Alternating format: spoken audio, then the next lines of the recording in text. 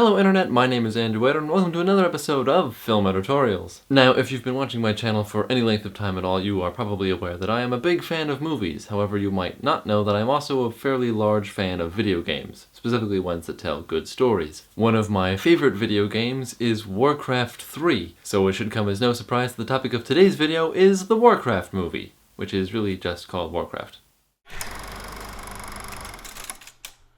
Now, just in case you've been living under a rock for the past few years, there's this video game called World of Warcraft, which was insanely popular. I'm talking 12 million people playing this game at the height of its popularity. This movie, Warcraft, is not based off of that video game. It's based off of its predecessor, specifically Warcraft Orcs and Humans, which came out in 1994. That game and this movie might, as you'd think, chronicles the first war that happens between the humans living in the realm of Azeroth and the orcs who invade from their homeworld. The orc homeworld is dead or dying, so they're fleeing through a portal to Azeroth to find, a safe haven, but they also happen to be very warlike and kind of nasty, and they're like 8 feet tall and have tusks, so violence is kind of their thing. The humans are human-like and have magic and swords and spears because it's a fantasy movie. And now that I've said those few sentences, we've already hit upon the major problem this movie has. If you didn't know everything I just said, and if that doesn't make any sense to you, this movie is not for you. Don't go see it. Because I was a big fan of Warcraft 3 and I read the manual and looked into the lore and the history, I thought I was going to be prepared for this movie. The green circle indicates how much I knew of the Warcraft universe. The red circle indicates how much information and lore there is about the Warcraft universe in general. And the purple circle indicates how much information you need to know for this movie to make any sense to you. Because you have to know who the characters are to be invested in them, it makes it really hard for anyone new to get involved here. And I thought I knew the characters, but I didn't know the characters from the original Warcraft game, apparently. So I didn't know what they were doing. The movie doesn't take the time to explain what's going on because it has to cram so much information and so much story into such a small amount of time. So cramming more than 2 hours information into 2 hours worth of runtime is just too much. There's no room for anything. They just rush through every scene. Every single one is rushed and just moving at a breakneck pace that you can't keep up with, and they don't explain anything. So if you don't know everything already, this movie is gobbledygook and gibberish and frenetic and confusing. Furthering the confusion in this film is the fact that it's being told from two perspectives. One is the human perspective, the other is the orc perspective, because some of the orcs are actually good guys despite the fact that they all look like hulking monsters. It probably would be possible to tell the story through two perspectives, but they can't decide on who the main character is going to be. The orc side, they've got that okay with Durotan. You kind of get the impression that he's the main character because you follow him around the most, but on the human side, it's a mess. Is it Lok'tar on the human side? I don't know, because there's 3 other humans who also qualify to be the main character, like Medivh and whatever his name is, and I don't even know what their names are. The confusing elements of this movie get compounded because it is very difficult to understand a large portion of the dialogue.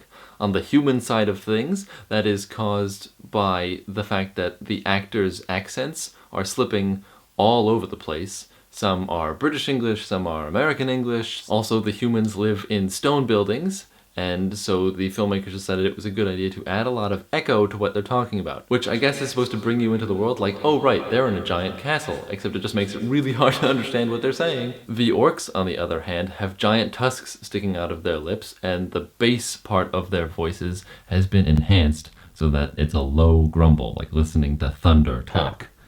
And you can't understand what they're saying, and right, they have tusks in their mouth. Okay, I've been jumping all over the negatives in this movie. Let's talk about something positive. This movie looks really nice. The CG effects, which are necessary to make the human actors look like the orc characters, are actually really, really good. I wasn't expecting to actually like the effects that much because what I had seen in the commercials and the trailers wasn't inspiring me a lot, but when you see it on the big screen, it's actually very impressive. Okay, so let's say you are a big Warcraft fan.